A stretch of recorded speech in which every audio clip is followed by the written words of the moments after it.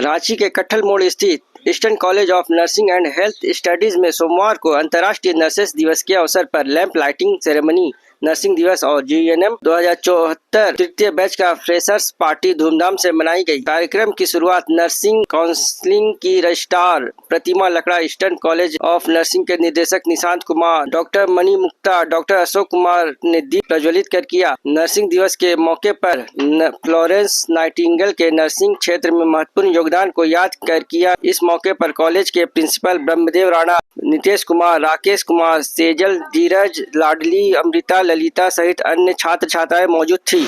आपने बिल्कुल सही कहा, इससे बड़ी सेवा, इससे बड़ी सर्विस तो दुनिया में कोई है ही नहीं। सही बात बोला आपने। आज 12th में है और मैं सभी नर्सिंग प्रोफेशनल, नॉन प्रोफेशनल जो भी नर्सिंग में हेल्प करते हैं सर्विस देने में, उन सभी को और नर्सिंग स्टूडेंट्स, सारे नर्सिंग स्टूडेंट्स को हैप्पी नर्सेस डे शुभकामनाएं देती हूँ उनको। और सबसे यही कहना चाहूँगी कि सभी जो लोग जिस जगह पे है उस जगह अपने कामों को ईमानदारी से करें, पूरी सहूलियत से करें, अच्छे से करें, क्योंकि ये सेवा जो है, ये सेवा में गलती की कोई गुंजाइश नहीं है। गलती होना मतलब किसी की जान जाना, ये बहुत बड़ा पाप कहिए जिसकी कोई माफी नहीं है। इसलिए मैं सभी नर्सिंग प्रोफेशनल, नॉन प्रोफेशनल जो भी इस फील्ड में है, सभी को यही कहूंगी कि अपने कामों को ईमानदारी से करें, ईमानदारी पूर्वक करें। आज इंटरनेशनल नर्सेस डे है। नर्सेस डे पे तमाम भारतवासियों को शुभकामनाएं।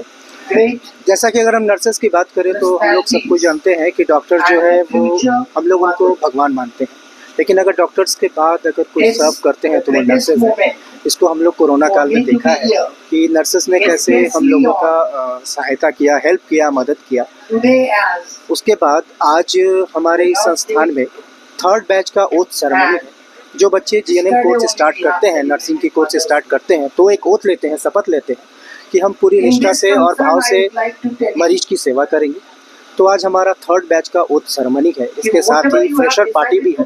जैसा कि आपने देखा अभी थोड़ी देर पहले झारखंड नर्सिंग रजिस्ट्रेशन काउंसिल की रजिस्ट्रार मैम लकड़ा मैम थी, हमारे साथ डॉक्टर मणि मुक्ता मैम है, डीएवी आलोक के प्रिंसिपल श्री अशोक सर हैं, डॉक्टर एसके मिश्रा सर हैं, और सबके सहयोग से आज 2022 में ये कॉलेज शुरू हुआ और आज हम 2025 में हैं। तो इन सब के सहयोग से आज हम यहाँ पहुँचे हैं और हम और भी आगे मेहनत करेंगे ताकि इसको और भी आगे ले जा सकें। पूरा परिचय, मैं Nishant Kumar, eastern college of nursing and health studies का मैनेजिंग डायरेक्टर। हम लोगों ने ये कॉलेज 2022 में शुरू किया।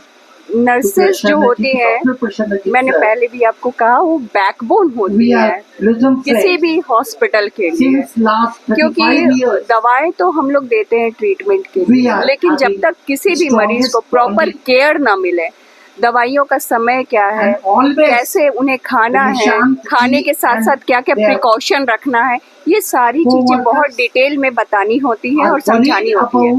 हम लोग एज अ डॉक्टर पेशेंट को बताते तो हैं ही सब कुछ, लेकिन पेशेंट को रिमाइंड कराना होता है ये सारा कुछ, ताकि वो भूले नहीं, मिस नहीं करे, और साथ में उन्हें एक अंदर से फीलिंग हो कि मेरा कोई देखभाल कर रहा है। तो ये बहुत बड़ा एक दायित्व है जो नर्सेस को निभाना चाहिए।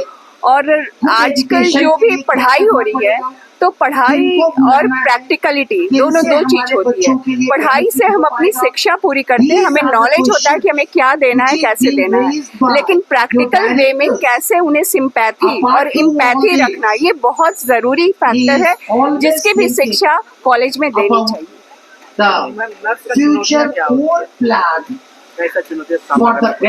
नर्सेस को सबसे बड़ी चुनौती का सामना पड़ता है पेशेंट और उनके अटेंडेंट के सवालों का, मीन्स क्या है, अभी अब ठीक हो रहा है, ठीक से तो खा रही है ना, सब कुछ है तो नहीं, मतलब कुछ और दिक्कत तो नहीं है।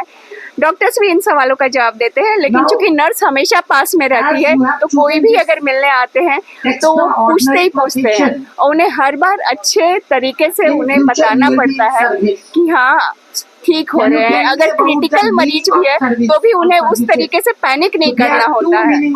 उन्हें बहुत ध्यान से समझाना होता है तबीयत के बारे में कि सुधर रहा है, कैसे है।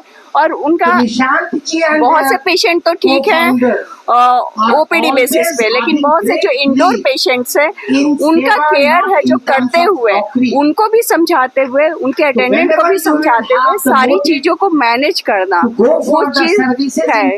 और एक इम्पैथी होना है, क्योंकि बहुत से लोग वायलेंट हो जाते हैं अगर पेशेंट क्रिटिकल होता है तो, और वो वायलेंस जो इमीडिएट सामने है उस पे ज्यादा निकलता है। अगर ठीक नहीं हो रहा है तो इरिटेटेड अटेंडेंट वो पेशेंट नर्सेस को ही बोलते हैं कि आप लोग क्या कर रहे हैं, कुछ नहीं कर रहे हैं, देखभाल ये सब। तो ये सब चीज को सहानुभूति पूर्वक सुनना और उसके बावजूद अपना कर्तव्य अच्छे से भली भांति करना, ये बहुत बड़ी चुनौती होती है।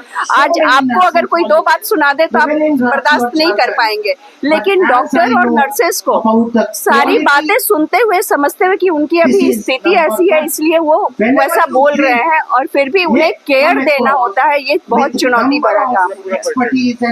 मैं डॉक्टर मणि मुक्ता हूँ, gynaecologist and IVF specialist, Janya hospital में।